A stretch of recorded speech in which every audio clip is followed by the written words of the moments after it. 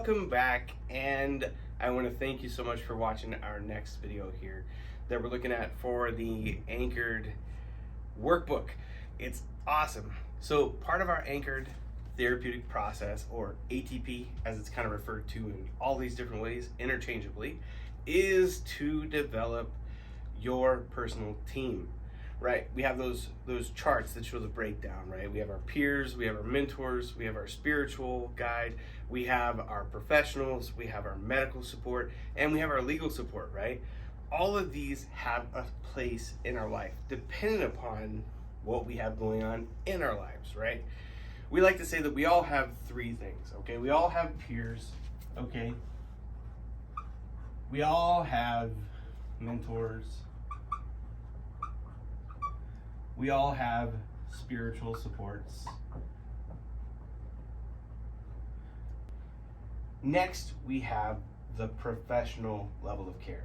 Now, this is actually kind of tricky because people are like, oh, well, you know, you read our little handouts or you read the ATP book and you start looking at things like, oh, well, what do you mean the professional level of care is not healthy? Well, yeah, that's exactly what we mean, okay? The professional level of care is not healthy, okay? You're coming here because you've got some things to work to.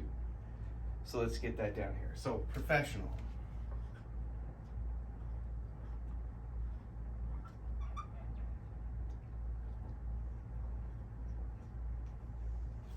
All right. I only did that because I have trouble spelling the word. All right, just kidding. Actually, I'm not. That's serious. So we all have our shortcomings, all right? So here's the deal, all right? The professional level of care, then we have medical, all right? Now we have legal, all right? All right, so here's the thing. Each one of these levels of care, okay, have a spot on your team if in fact you have the issues. Like, we may not all have legal support. We all typically need medical support of some kind. Professional support depends upon your circumstances. We all have these people in our life. We may not know that we all have these people in our life, but we all have these people in our lives. So let's look at this. Peers. That one's pretty generic, and we think, oh yeah, we've all got peers, you know what I'm saying? Well, I want to challenge you to say that everybody on this list is a peer, okay? And those roles are kind of interchangeable depending on what you have going on. And a lot of that is explained in the book, all right? But as we break this down, your peers are people that are around you. Typically, when a person comes into therapy and we start talking about, you know, who kind of helped you realize that you needed to go into therapy, right? We open up to somebody, okay? And when we open up to somebody, that person we like to recruit in as your team member, kind of that is there for you more frequently. And there's a time commitment breakdown and all those different types of things in the book. But this is just generally an overview video of how to recruit your team members. Okay, so this is just to get you thinking. All right, your peer is probably that person that you first talked to when you were like, dude, I've got a problem. Like, I don't know how to deal with this. You know, have you ever dealt with this before? Do you know what's going on? I don't know what to do. Okay, this is that person that we kind of let into our world. I mean, that's what we kind of talk about. We bring them into our circle, okay? Next is your mentors. Everybody has mentors. All right, sometimes mentors are good, sometimes mentors are bad. But mentors are, in fact, just someone you wish to learn something from. There's someone who has a little more insight and information about an area of interest, right?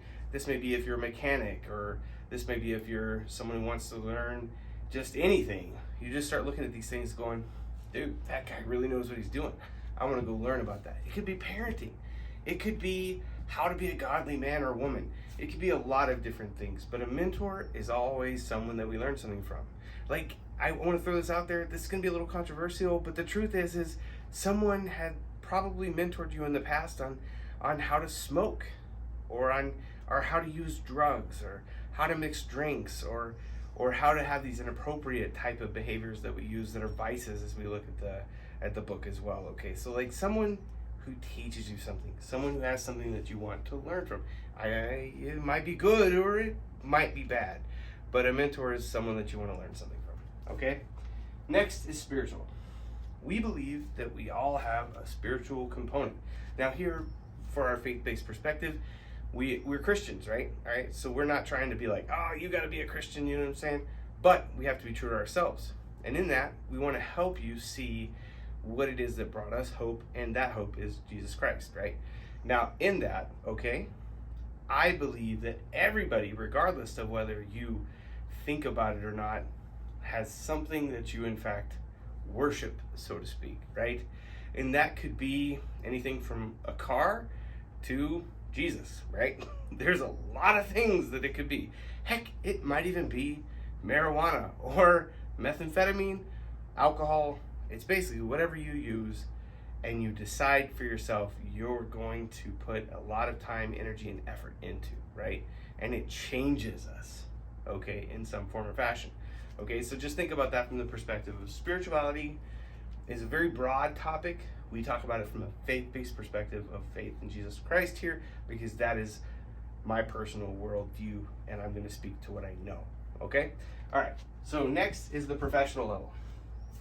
That is your therapist. That is someone who handles eating disorders.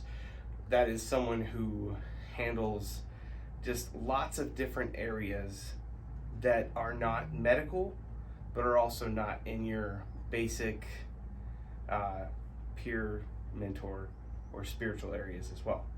Now, a lot of this is explained in the book, okay? We're just giving an overview here. So for professional, in this sense, we're going to talk about your therapist, okay? So that is a person that you also bring into your journey by coming into their office. You sit down with them and you say, hey, will you be a part of my team? Okay? That person's then a part of your team. And by default, they go forward with you on your journey through the anchored care process, right? So we then have two areas left. These are medical and legal, all right? We always want you to be checked out by a doctor, right? We want you to have a primary care physician. We want you to have someone that can help you in those ways, because we don't want to be treating something psychological when there's an underlying medical condition, okay, that needs to be treated. Okay, so we're gonna want you to go in and do a checkup. You know, it's kind of like before you play sports, you know, your doctor had to go and check you out and sign off that you're able to go play, or that you're healthy enough to play, or you're not gonna do damage to yourself. Well, that's why we have you kind of get checked out by a medical provider. We actually have medical providers here. It's great, right? Okay, but we can also help you find someone. And if you're doing this with your therapist in another city through using the anchored book, well, then they can help you find somebody too. But we recommend that you get checked out medically. So you should have someone who's medical on your team, okay? Now, legal, this is one that you may or may not have on your team at this given time, right? This is your law enforcement, this is your attorneys, this is your judges, right? Now, this program originally started whenever I was working in Conrad Shelby's Shoto Cut Bank with juvenile probation and parole, okay? I partnered with them, and it was great because we had a breakdown of actually sitting down in a program called Montana Rural Wraparound, which was our version of kind of encompassing a whole team approach to things. Now, this takes it further because this is work that we've now done years later. I mean, this is 10, 12 years ago now that we're talking about, and we've done a lot to flesh out the program and change it up since. But what we're looking at is we want to incorporate these folks, because these folks are not the enemy, right? They're just the highest level of care as we see it. Here's the thing. Let's look at it this way. All right. If you've got a problem in your life and you're living in that problem, and that problem begins to really kind of encompass your life and kind of takes over, and just really, well, you kind of find yourself in need of additional help that you can't find within yourself, right? And you don't find that in these three areas, right? Peers, mentors, or spiritual guides, then typically what we see is people come in for professional care, right? All right, so now let's say that you continue to do that and you don't try and get off that train of destruction at that point. So you have your professional level of care, and that professional level of care, well, you just ignore that and you don't seek that help. Well, then we're going to still keep doing those drugs, and we're going to still keep having those poor behaviors We're going to continue to not take care of ourselves. We're going to continue to not even do just small things like self-care, like we're not going to bathe, we're not going to brush our teeth, we're not going to do all these different types of things. Guys, you're going to need medical care. All right, so now you've worked your way up. All right, now we've lost our teeth or lost a tooth, or we've had our health impacted and we're on antibiotics and we're taking this and that, we're doing all these different types of things. Like, these are major things that we just haven't changed our behaviors about, right? Well, ultimately, if you keep on recklessly living, what happens is somebody comes in the legal world and they tell you, hey man, you can't do that anymore. And that's where you genuinely lose your freedom, okay? And we don't want that, okay? We don't want care to be imposed upon you, okay? Now, these two levels of care here, these levels of care, we say are imposed upon you, all right? These levels of care, we say everybody needs as a healthy level of care. And that pivot point is really that professional who can come in your life, help you incorporate all of these different players on your team and be able to move forward, not having to have care imposed upon you, if at all possible. All right, now we want to dive into the actual way to recruit these people and the types of people that we want to have on our team. This is really important, right? We are who we surround ourselves with, okay? I want you to think about that first and foremost. When you look around and you're thinking, do I want that guy on my team, or do I want that guy on my team? Will this person help me grow? Then that's who you want on your team. So all of these people should be a little ahead of where you are, right? Now, oftentimes we think, oh man, well, if I'm struggling with something, I want to find someone who struggles with that same thing because then they can help me in that arena. And that's not true at all, right? You don't always need to find someone who struggles with what you struggle with in order to learn from them. It actually might be helpful to not have that and to learn some new things, okay?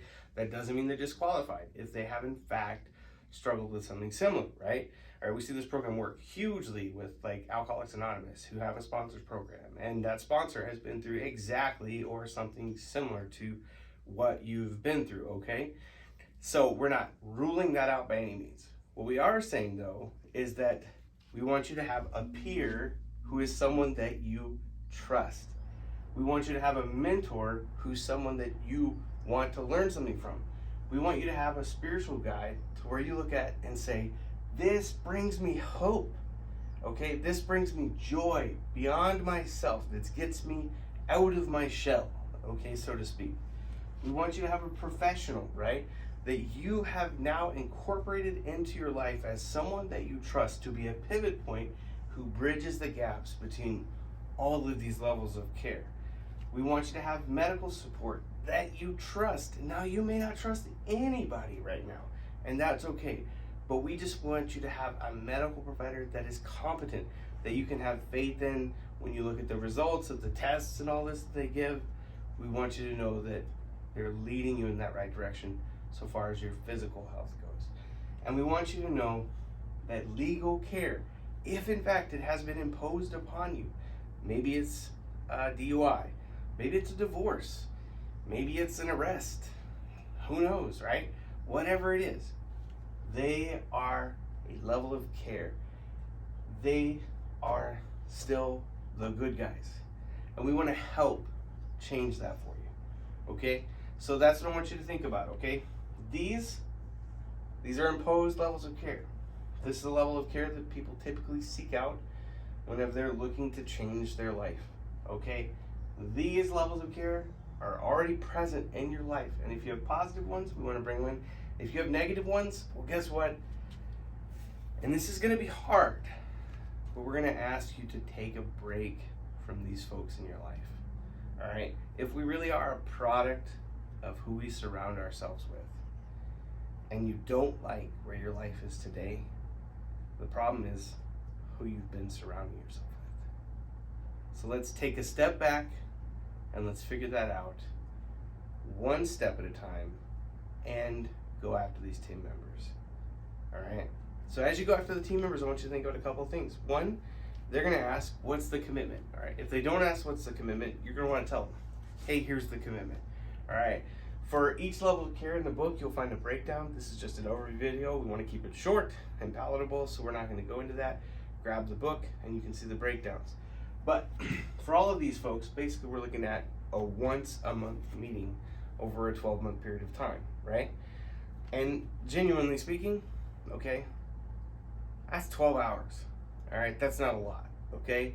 Now, if you're a person, you know, who has struggles with feeling like you're imposing on someone, okay, I'm gonna ask you to set all that junk aside for a few minutes, because the truth is you're not imposing and you're worth the fight that others want to pour in your life, okay? And we're gonna work on that in therapy. But we also want you to know that we are asking for a commitment, right? So let's go into this with realistic expectations, all right? One of the quotes in the book that you'll see, all right, came from a good friend of mine, all right? Unmet, uncommunicated expectations leads to premeditated resentment, right? All right, so we want to have clear expectations, okay? Now, that's probably not something that you have done on a regular basis, and that's okay, because we're gonna help you lay out clear expectations. Number one, for everybody on this team, and number two, very specifically for yourself, okay? Now, in the book, I incorporate a lot of personal things, a lot of personal experiences, and my wife and I talk about our own personal journeys, right? So I don't know if you guys remember the old Hair Club for Men commercials, like I do. I'm older, I don't know, it's a lot of fun. You know, where the guy's got his hair and he's got the plugs in. I'm bald as the day is long. I don't even have enough to plug, but anyway, it's great, all right? So he goes, and not only am I the CEO and owner, I am also a client, right? Okay, so I myself and my wife have had our own personal team for a very long period of time. My wife and I have both had our struggles, and we have incorporated team members, and sometimes those team members kind of step out and somebody else comes in, depending upon the season of our life. But we want you to know that this is not just something that we try and sell to everybody. This is something that we have personally utilized, okay? And having those realistic expectations will genuinely help you to know when and if that person should kind of take a hiatus from your team, and two, to know that that's not a bad thing. Okay, that doesn't mean that there's a failure. It doesn't mean that they don't love you.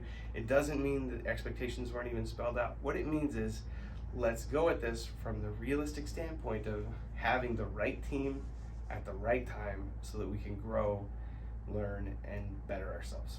So, all right, guys, that's a little bit of an overview on how to recruit your team members. So, as always, stay in the fight, and thank you very much.